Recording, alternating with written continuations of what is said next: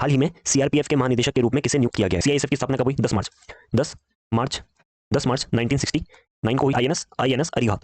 Father of artificial intelligence, ये देखो जितने भी क्वेश्चन है ना, ये जितने भी है, ये किसमें आ रखे? हाल ही में खो खो विश्व कप 2025 का खिताब किसने जीता? तो खो खो विश्व कप 2025 किसने जीत लिया? तो भारत ने जीत लिया। देखो सर्वाधिक ग्रैंड स्लैम मैचों खेलने वाले खिलाड़ी, तो मैंने बताया था कल की क्लास में कि रूस तथा यूक्रेन को जोड़ने वाला लिंक है द वर्ल्ड आफ्टर गाजा, ठीक है ना। द वर्ल्ड आफ्टर गाजा पुस्तक के लेखक कौन है? भारत का पहला संविधान संग्रहालय कहां पर बना है? ये है अनुच्छेद 368। हाल ही में समान नागरिक संहिता लागू करने को अग्रसर यूसीसी नियम पुस्तिका को मंजूरी देने वाला राज्य कौन सा है? गोवा को आजाद कब कराया? ये भी बताओ कि 1961 में जब आजाद कराया ना, तो यहाँ पे यूसीसी पहले से ही लागू था। National rural employment guarantee act, national rural employment guarantee act NREGA बोलते हैं इसको, कब लागू हुआ? एक आईएनएस सूरत जो है, ये दो याद रखना। और तिस्ता और दिहांग नदी के बीच वाला हिमालय किस नाम से जाना जाता है? आईसीसी अंडर 19 महिला टी20 विश्व कप 2025 कहां शुरू हुआ? 32वीं विजय हजारे ट्रॉफी 2024-25 किसने जीती? 20 जनवरी 2025 को अमेरिका के राष्ट्रपति के रूप में शपथ किसने ली है? पर पेपर में क्वेश्चन आता है कि यूनाइटेड नेशन दिवस कब मनाते हैं? तो संयुक्त राष्ट्र दिवस कब मनाते हैं? तो 24 अक्टूबर जो है इसको संयुक्त। Welcome to Aravali Academy. Aravali Academy में आपका स्वागत है। मेरा नाम है आकाश सिंह और आज है 21 जनवरी, और 21 जनवरी 2025 के जितने भी महत्वपूर्ण करंट अफेयर हैं, साथ ही साथ इंडिया के स्टैटिक जीके और प्रीवियस ईयर क्वेश्चंस, वो आज अपन इस क्लास में डिस्कस करेंगे। तो यदि तुम लोग का भी एम रेलवे, एसएससी, बैंकिंग या कोई भी स्टेट एग्जाम है जहाँ पे करंट अफेयर तुम्हारे सिलेबस का पार्ट है, तो ये क्लास तुम्हारे लिए बहुत ही महत्वपूर्ण होने वाली है। तो लेक्चर को शुरू करते हैं अपने पहले क्वेश्चन के साथ। हाल ही में सीआरपीएफ के महानिदेशक के रूप में किसे नियुक्त किया गया है? तो देखो सीआरपीएफ के महानिदेशक अभी कौन बने हैं रिसेंटली? तो ज्ञानेंद्र प्रताप सिंह सीआरपीएफ के महानिदेशक बने हैं। तो अपना ऑप्शन ए जो है वो करेक्ट हो जाएगा। सीआरपीएफ की बात करते हैं। देखो सीआरपीएफ जो है इसकी स्थापना कब हुई थी? 27 जुलाई 1939 को जो है वो सीआरपीएफ को स्थापना होती है। और देखो ये दिनेश कुमार त्रिपाठी जो है ना, ये कौन है? ये कौन बने हैं अभी रिसेंटली? दिनेश कुमार त्रिपाठी। तो ये नौसेना अध्यक्ष बने, नौसेना अध्यक्ष बने हैं, नौसेना अध्यक्ष बने हैं। अमरप्रीत सिंह जो है ये एयरफोर्स वायुसेना के अध्यक्ष बने, एयरफोर्स के अध्यक्ष बने हैं। और उपेंद्र द्विवेदी जो है ये थल सेना अध्यक्ष बने, थल सेना अध्यक्ष बने हैं।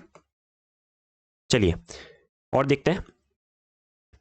देखो कुछ आर्म्ड फोर्सेस है भारत के अंदर, जैसे कि सीआईएसएफ, सीआरपीएफ की तो बात कर ली कि सीआरपीएफ के अध्यक्ष कौन, महानिदेशक कौन है? ज्ञानेंद्र प्रताप सिंह, और स्थापना कब होती है? 27 जुलाई 1939 को।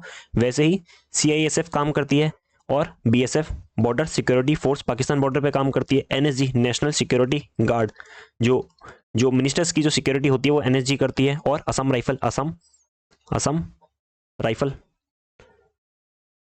राइफल और एसएसबी सशस्त्र सीमा बल, असम राइफल असम क्षेत्र में काम करती है, सशस्त्र सीमा बल जो है वो नेपाल बॉर्डर पे काम करती है। और ITBP Indo Tibet border police, जो चीन के क्षेत्र में जो है चीनी सीमा पे जो है काम करती है, वो आईटीबीपी काम करती है। ठीक है, तो ये सारे आर्म्ड फोर्सेस है भारत की। इसमें से ये इनकी कब स्थापना हुई वो बताना है। देखो सीआईएसएफ की स्थापना कब हुई? 10 मार्च 1969 को हुई सीआईएसएफ की स्थापना। बीएसएफ की बात करें, border security force, Pakistan war हुआ था 1965 में। और एनएसजी की बात करें, इंदिरा गांधी की डेथ हुई थी, तो उसके बाद एनएसजी स्थापना की गई 1986 में। असम राइफल सबसे पुरानी किसकी स्थापना कब हुई थी? 1835 में। और एसएसबी की बात करें, सशस्त्र सीमा बल की स्थापना 1963 में। और आईटीबीपी की बात करें 1962 में इंडो चाइना युद्ध के दौरान हुई थी। अगला क्वेश्चन देखते हैं कि देखो किस मंत्रालय ने 2025 को ईयर ऑफ रिफॉर्म घोषित किया? तो ये रक्षा मंत्रालय ने घोषित किया, रक्षा मंत्रालय ने। और रक्षा मंत्री कौन है? ये है अपने राजनाथ सिंह। भारत की दूसरी परमाणु पनडुब्बी जो है वो कौन सी बन चुकी है? तो वो बन चुकी आईएनएस अरिघात जो है दूसरी परमाणु पनडुब्बी जो है वो बन चुकी है। पहली कौन सी है तुम लोगों को बताना है, ये मैंने बता रखा है। ठीक है, फादर ऑफ आर्टिफिशियल इंटेलिजेंस, ये देखो जितने भी क्वेश्चन है ना, ये जितने भी है ये किस में आ रखे हैं? ये राजस्थान सीईटी 2022 में आए हुए क्वेश्चन है। तुम लोगों को बताना है कि father of artificial intelligence AI, father of AI किसको कहते हैं? तो फादर ऑफ एआई किसको कहा जाता है? जॉन मकार्थी को। जिला न्यायाधीश की नियुक्ति जो है वो कौन नियुक्त करता है उनको? ठीक है ना, जिला न्यायाधीश नियुक्त किए जाते हैं, किसके द्वारा किए जाते हैं? तो राज्यपाल द्वारा। राज्यपाल जो है जिला न्यायाधीशों को नियुक्त करता है। आगे देखते हैं कि हाल ही में खो खो विश्व कप 2025 का खिताब किसने जीता। तो खो खो विश्व कप 2025 किसने जीत लिया है? तो भारत ने जीत लिया है। देखो मेंस में हुआ था, मेंस में और वुमेन्स में, महिला में और पुरुषों में, दोनों में ही ये कौन जीता? भारत जीता। दोनों में ही भारत जीता। किसके किसके विरुद्ध जीता? मतलब किसके विरुद्ध जीता? तो नेपाल जो है नेपाल के विरुद्ध जीता। नेपाल के विरुद्ध जीता। और बात करें भारत की तरफ से जो है वो कप्तान कौन रहे? भारत की तरफ से जो है कप्तान कौन रहे? तो भारत की तरफ से जो है देखो पुरुषों में जो कप्तान थे वो कौन थे? तो वो थे प्रतीक वाईकर प्रतीक। और देखो जो महिलाओं के अंदर था ना वो भी उनका भी नाम प्र से आता है, प्र से आता है। ठीक है, तो महिलाओं की कप्तान कौन थी? प्रियंका इंगले जो है महिलाओं की कप्तान थी। ठीक है, खो खो की बात करें, खो खो में कितने खिलाड़ी होते हैं? तो 9 खिलाड़ी होते हैं टोटल। खो खो में 9 खिलाड़ी होते हैं। कहां पर हुआ था ये खो खो विश्व कप? भारत में तो हुआ था। तो भारत में कहां पर? दिल्ली में। और दिल्ली में भी कहां पर? तो दिल्ली के इंदिरा गांधी स्टेडियम, इंदिरा गांधी स्टेडियम,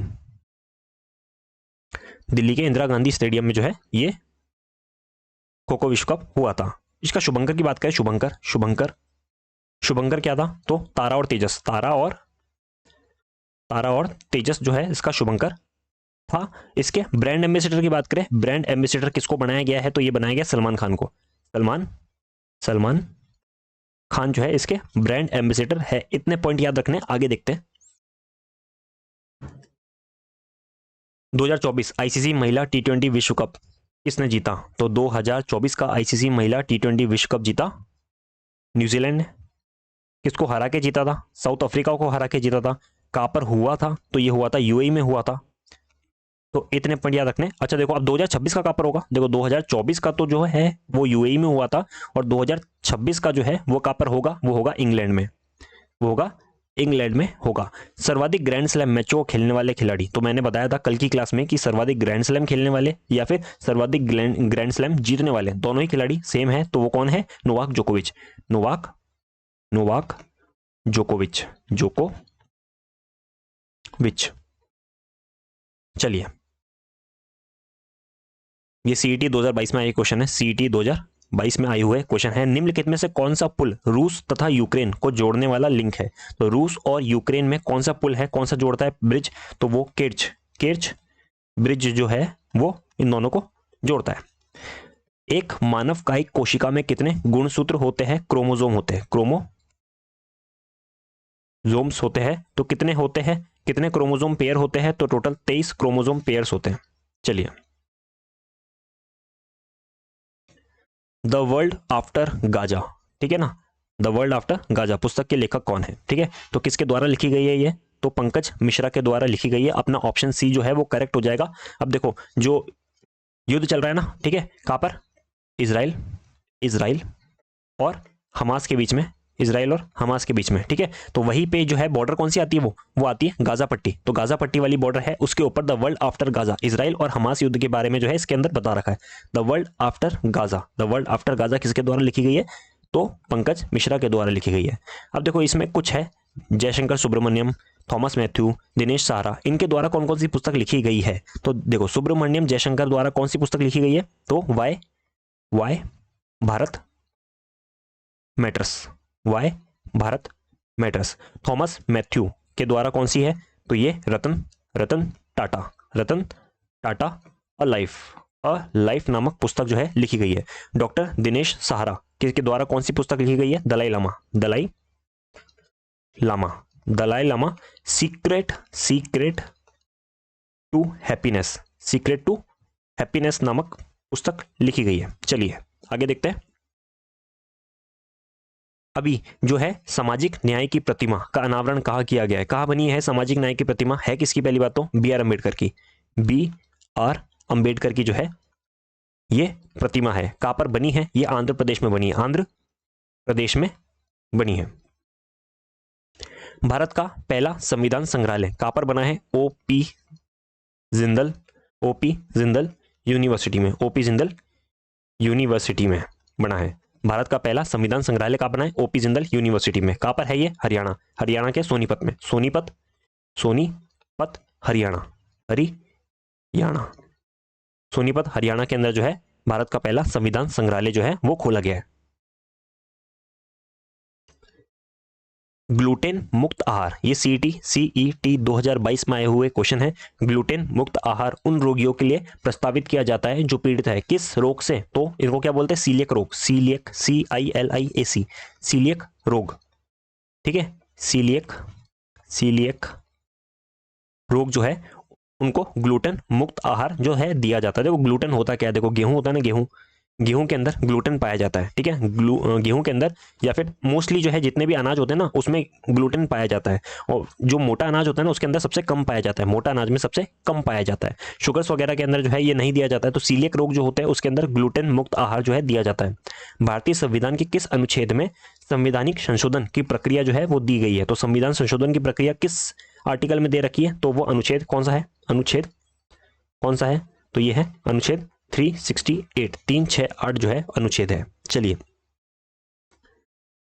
हाल ही में समान नागरिक संहिता लागू करने को अग्रसर यूसीसी नियम पुस्तिका को मंजूरी देने वाला राज्य कौन सा है?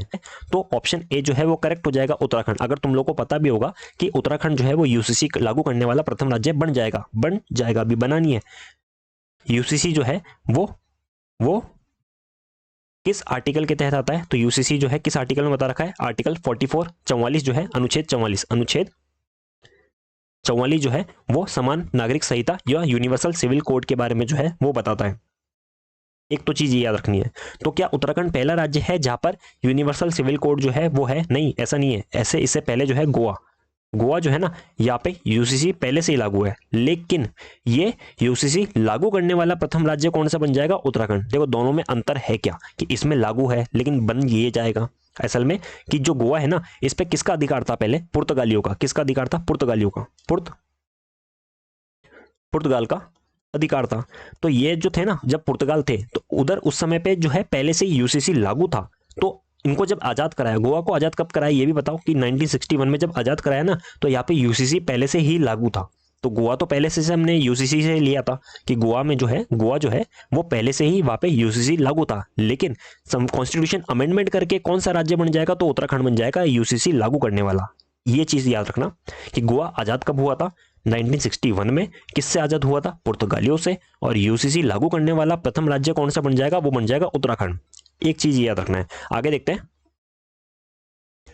राष्ट्रीय ग्रामीण रोजगार गारंटी अधिनियम, national rural employment guarantee act, national rural employment guarantee act NREGA बोलते हैं इसको, कब लागू हुआ? तो देखो नरेगा कब लागू हुआ? ये हुआ था 2006 में। डेट भी याद रख लेना, 2 अक्टूबर 2006 को जो है नरेगा लागू हुआ था। लेकिन ये एक्ट कब आया था? नरेगा एक्ट जो है वो कब आया था? तो नरेगा एक्ट आया था सितंबर 2005 को। तो 2005 में एक्ट आया, 2006 को ये लागू हुआ था। 2006 को लागू हुआ था। 76वें स्वतंत्रता दिवस पर राष्ट्र के नाम अपने संबोधन में प्रधानमंत्री नरेंद्र मोदी ने किस वर्ष तक विकसित भारत की घोषणा की थी? मोस्ट इंपोर्टेंट, विकसित भारत की घोषणा जो है वो कब तक की है? तो 2047 तक की। 2047 तक की जो है विकसित भारत की घोषणा की है। आगे देखते हैं, हाल ही में भारतीय नौसेना का दूसरा बहुउद्देश्य पोत उत्कर्ष कहां से लॉन्च हुआ? तो देखो ये क्या है? बहुउद्देश्य, मल्टीपर्पस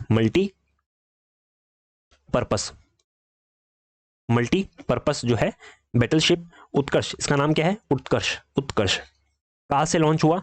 तो चेन्नई से हुआ। ये है क्या? देखो अब इसके बारे में पढ़ते हैं कि इसको बनाया किसने? ये जो मल्टीपर्पस पोत उत्कर्ष है इसको बनाया किसने? इसको बनाया LNT शिपयार्ड लिमिटेड ने। LNT Larsen and turbo shipyard limited ने जो है इसको बनाया। अपने यहाँ पे जो है एक कौन कौन से प्रोजेक्ट चल रहे हैं? देखो प्रोजेक्ट 75 चल रहा है, एक प्रोजेक्ट 15A चल रहा है और एक प्रोजेक्ट 15B चल रहा है। तो इन सारे प्रोजेक्ट के बारे में एक बार देख लेते हैं, कौन कौन सी शिप जो है INS इसके अंदर स्टार्ट हुए हैं या फिर कमीशन हुए हैं, तो वो सब देख लेते हैं एक बार। तो स्टार्ट करते हैं अपने पहले प्रोजेक्ट 75 से। इसके अंदर जो है क्या बनेगा, तो इसके अंदर स्कॉर्पियन स्कॉर्पियन स्कॉर्पियन क्लास की सबमरीन बनेगी।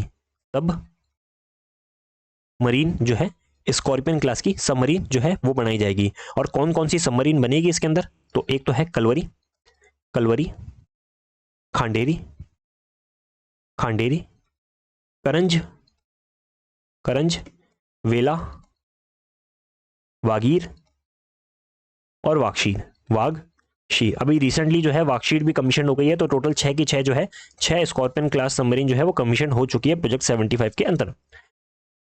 प्रोजेक्ट प्रोजेक्ट 15A की बात करते हैं, तो इसके अंदर जो है क्या बनाया जाएगा, तो इसके अंदर बनाई जाएगी guided missile, guided missile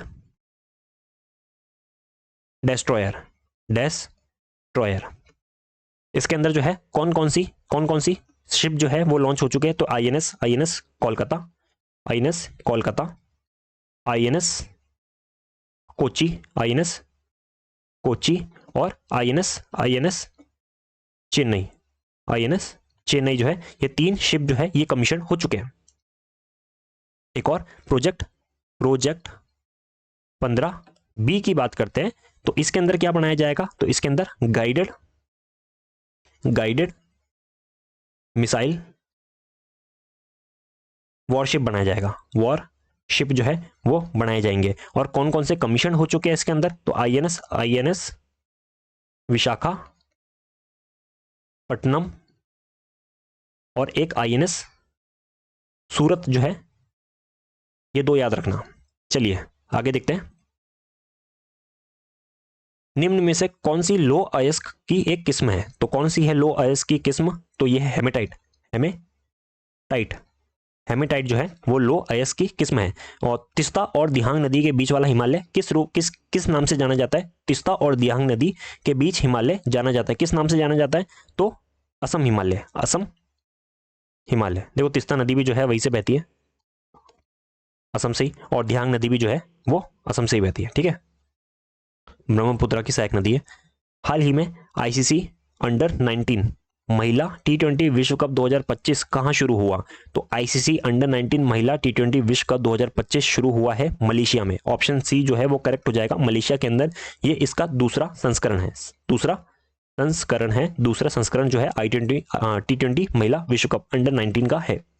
Bharat की कप्तान कौन होगी इसमें, भारत की जो कप्तान है उनका नाम क्या है, उनका नाम है निक्की प्रसाद, निक्की प्रसाद जो है ये भारत की कप्तान होगी। और आगे देखते हैं कि संतोष ट्रॉफी 2023-24 की विजेता टीम कौन सी है, संतोष ट्रॉफी 2023-24 की विजेता टीम कौन सी है, तो संतोष ट्रॉफी की है पश्चिम बंगाल जो है इसकी विजेता टीम है। ड्यूरेंट कप 2024 की विजेता टीम कौन है, नॉर्थ ईस्ट यूनाइटेड, देखो मैंने गलत बता दिया, अच्छा ठीक है, संतोष ट्रॉफी 2023-24 करेक्ट है। 32वीं विजय हजारे ट्रॉफी 2024-25 किसने जीती, तो अभी रिसेंटली जीती, कल की क्लास में बताया था, किसने जीती, कर्नाटक ने जीती। 20 जनवरी 2025 को अमेरिका के राष्ट्रपति के रूप में शपथ किसने ली है, तो किसने ली है अमेरिका के राष्ट्रपति के रूप में शपथ, डोनाल्ड ट्रंप ने ली है। ये अमेरिका के कौन से वे राष्ट्रपति है, 47वें राष्ट्रपति है, 47वें राष्ट्रपति से। और डोनाल्ड ट्रंप की बात करें किस पार्टी से है, किस पार्टी से है डोनाल्ड ट्रंप, रिपब्लिकन पार्टी से है, रिपब्लिकन पार्टी से है। किसको हरा के जीते, ये कमला हैरिस को हरा के जीते, इससे पहले यूएसए के राष्ट्रपति कौन थे, जो बाइडेन जो थे, इससे पहले यूएसए के राष्ट्रपति थे। कहां पे शपथ ली इन्होंने, व्हाइट हाउस में ली, व्हाइट हाउस में इन्होंने शपथ ली। अमेरिका के अंदर कितने प्रांत है, यूएसए के अंदर कितने प्रांत है, तो टोटल 50 प्रांत है। उसमें इसकी राजधानी क्या है, यूएसए की राजधानी क्या है, तो यूएसए की राजधानी है वॉशिंगटन डीसी जो है इसकी राजधानी है। कुछ संस्थाओं के हेडक्वार्टर भी यहीं पर आते हैं, जैसे कि विश्व बैंक की बात करें, विश्व बैंक और आईएमएफ के जो हेडक्वार्टर है ये दोनों वॉशिंगटन डीसी में ही आते हैं, वॉशिंगटन डीसी में ही आते हैं। इसकी स्थापना कब हुई थी? इन दोनों की स्थापना कब हुई थी? इन दोनों की, आईएमएफ और विश्व बैंक की। तो ये हुई थी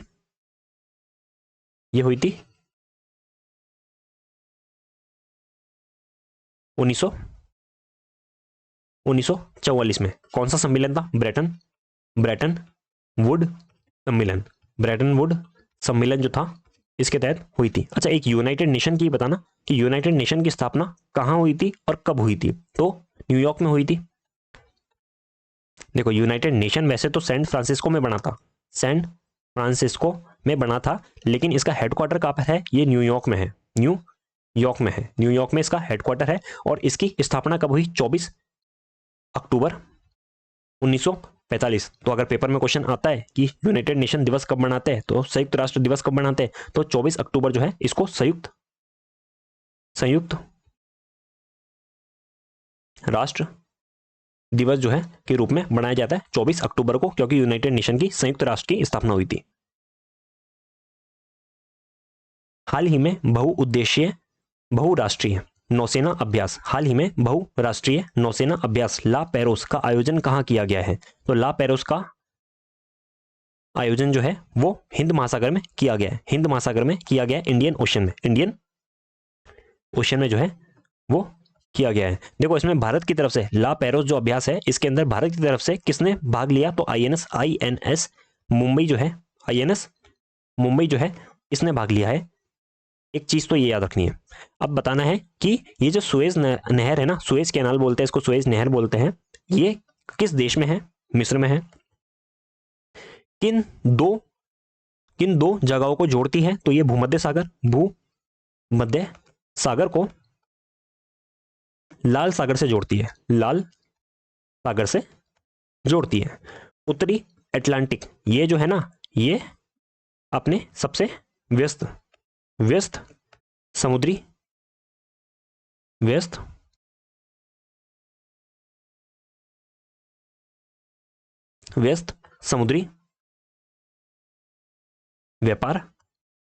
व्यापार मार्ग है।